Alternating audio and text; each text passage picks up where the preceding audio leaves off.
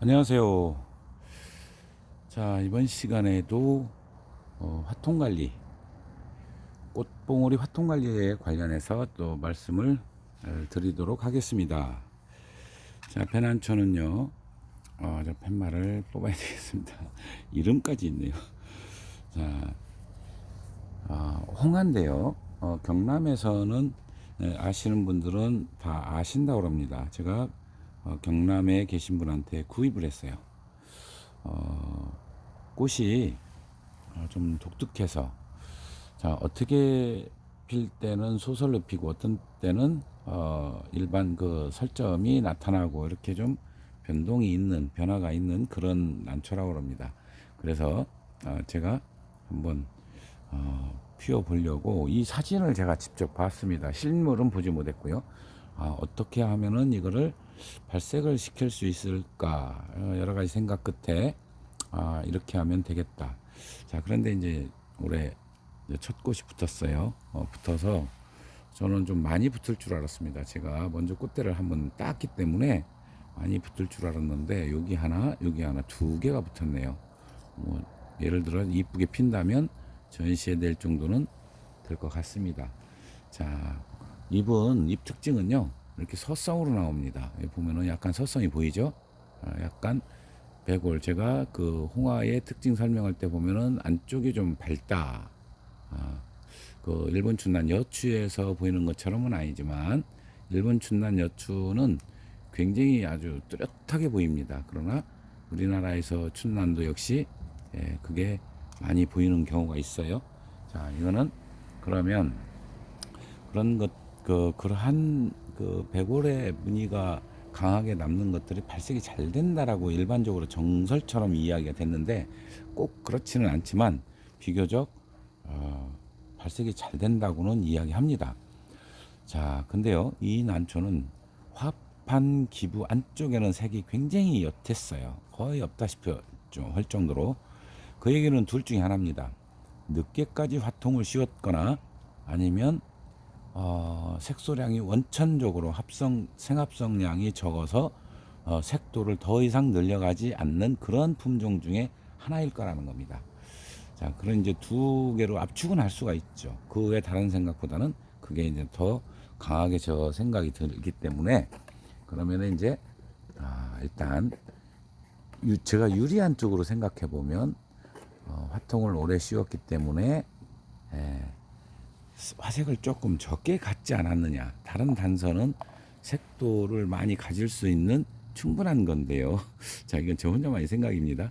왜 그러냐면 요 바로 요 단서들하고 같이 종합해서 유추해 보는 겁니다. 그렇기 때문에 그게 꼭 맞는 건 아니지만 맞을 수도 있고 틀릴 수도 있다. 제가 이렇게 이제 설명을 드리는 거고요. 자, 아이고 제가 손으로 가려지죠. 이렇게. 자, 먼저 이제 여기를 철사로 앞에 거를 먼저 고정을 시키느라고 제가 어쩔 수 없이 이렇게 가려집니다. 자, 그리고 뒤에 거. 뒤에는 이쪽에 있어요. 이쪽에 있기 때문에 또 서로 꽃이 어디 있느냐에 따라서 아주 애로사항이 많이 있죠. 철사를 감을 때 조금 애로사항이 있습니다. 자, 이렇게 또 틀을 맞춰서 같이 이렇게 해서 이제 화통을 고정을 해줍니다. 자, 이쪽은 좀 떴나요? 이쁘게가 잘 안 되네요. 약간 벌리면 됩니다. 이렇게 좀 내리고. 자, 그러면 이제 밑에까지 돼 있죠. 자, 그러면 홍화는 제가 보면은 수태를 먼저 씌웠다가 나중에 화통을 씌우지 거의 않죠. 올해는 전부 다 그렇게는 보여드렸지만 전년도에 제가 황화 같은 경우는 미리 수태를 덮어놨다가 하는 경우도 있었습니다. 자, 이제 그거는 적극 차광과 그 다음에 우리 보통 차광하고 좀 차이가 약간 있기 때문에 그렇습니다. 홍화는 굳이 적극 차광을 초기에 안 해도 나오는 경우가 많기 때문에 약간 좀 늦더라도요. 또 개중에는 이런 것도 있습니다. 10월 달까지요. 10월 또는 11월 달까지 오히려 그냥 노출을 했다가요. 한 달이나 한 두 달 정도, 아니 한 달, 두 달, 예, 그러네요. 한 달에서 두 달 정도 화통을 씌웠다 벗겼을 때가 화색을 늘려가는 경우도 때로는 있었어요. 그게 다른 이유에서인지 우리가 일반적으로는 사실 이해하기 쉽지는 않습니다. 그 내용이 쉽지는 않은데, 예, 그렇게 되는 경우도 있었기 때문에 도대체 어디까지가 정답이고, 그래서 이제 우리가 그런 얘기를 하죠. 흔히 정답이 있느냐, 정답 없다. 이렇게 얘기하는 이유 중에도 전혀 다른 발색 과정을 걸치는 난초들이 있기 때문에, 예, 그러지 않나. 저는 그렇게 생각을 해봅니다. 자, 앞에도 마찬가지로 좀 더 덮고요. 그 다음에 가운데 비어 있는 곳을 다시 또 넣어야 되겠죠. 아이고. 자, 그 다음에 그러면 언제쯤 벗겨야 되느냐. 자, 약간 이 난초는 늦게 벗겼을 가능성이 있다라고 서두에 말씀을 드렸죠. 그러면 조금 일찍 벗긴다는 거 뭐냐면, 늦게라는 의미는 제가 볼 때는 1월 달에 벗겼을 가능성이 있다는 뜻입니다. 1월 달에. 그러면은 또 이거를 키웠던 분의 생각이 또 있었을 겁니다. 1월 달에 벗긴 이유가 있을 가능성이 커요. 뭐냐면 화판 기부 안쪽서부터 녹이 차올라오는 경우도 있습니다. 자, 그럴 때는 오히려 늦게까지 씌워서 그 부분을 제거해 가지고 좀 더 허옇게 만들어 놨을 때 오히려 홍화로서의 그 화이품, 즉 홍화꽃이 모양이, 그 색상이 더 예쁘게 드러날 가능성도 있기 때문에, 예, 그렇게 했을 가능성도 있습니다.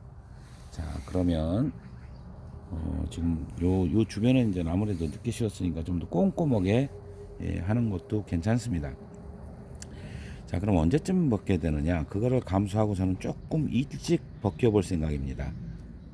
과연 그랬는지, 아니면 색도가 충분한데, 예, 벗기는 시점을 좀 늦게 해서 색도가 덜 들어왔는지, 이걸 알아볼 좋은 기회가 되겠죠.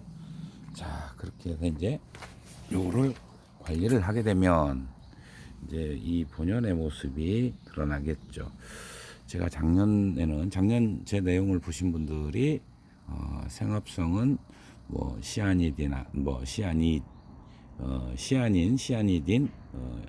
이게 어떻게 생합성을 하고 뭐 그 포도당으로 변환하고 이런 말씀을 좀 드렸었는데, 올해는 그런 얘기를 안 하죠. 이 얘기가 전혀 귀에 들어오지 않는다고 합니다. 그래서 제가 이제 그런 얘기들은 다 빼고요. 그냥 간단하게 화색을 만드는 생합성, 이런 정도로 제가 이제 올해부터는 표현을 해야 그나마 이렇게 좀 이해가 되신다고. 그래서 이제 올해는 제가 그렇게 또 말씀드리고요. 내년에는 또 어떻게 말이 변할 수 있을지 모르죠. 또 그런 내용이 좀 더 깊이 설명을 해달라고 하면 그때는 또 이제 그렇게 말씀을 드려야 되겠죠. 자, 이렇게 해서 이제 수태 관리가 됐는데요. 자, 이거는 제가 좀 늦게 발견해서 너무 늦게 씌웠기 때문에 어쩌면 화색이 불량할 수도 있어요.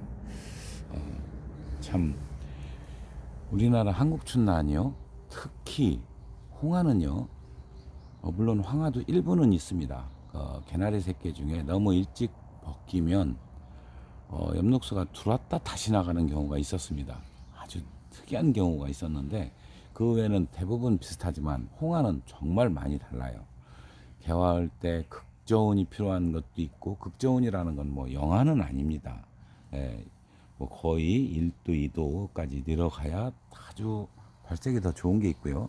그런가 하면요, 그건 27, 8도까지 올려야 화색이 좋은 경우도 있습니다.